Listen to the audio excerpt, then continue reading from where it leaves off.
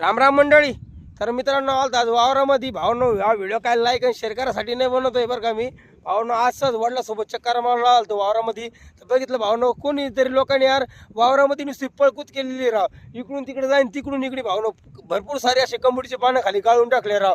भावनो कमुडीला पाते पण येऊ राहिले, पाते सुद्धा गळून पडून राहिले राव. इकून पळ तिकून पळ आणि माणसाचे पाय भाऊ बिना चपलाचे. तर मी सांगतो भावनो, तसं तुमचं वावर आहे तसं तुम्ही दुसऱ्याच्या वावराला समजत जाणार राव. हा, तसं आपल्या मालाला चिवलोय तसं दुसऱ्याच्या मालाला पण चिव लावा ना. आपण सगळे शेतकऱ्याच्या अवलती ना राव. हा, शेतकरी असल्याने वागा जरा.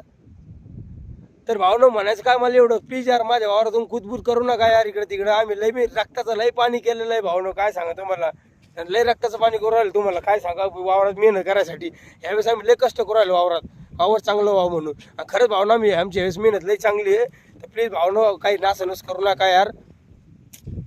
जय जवान जय किसान.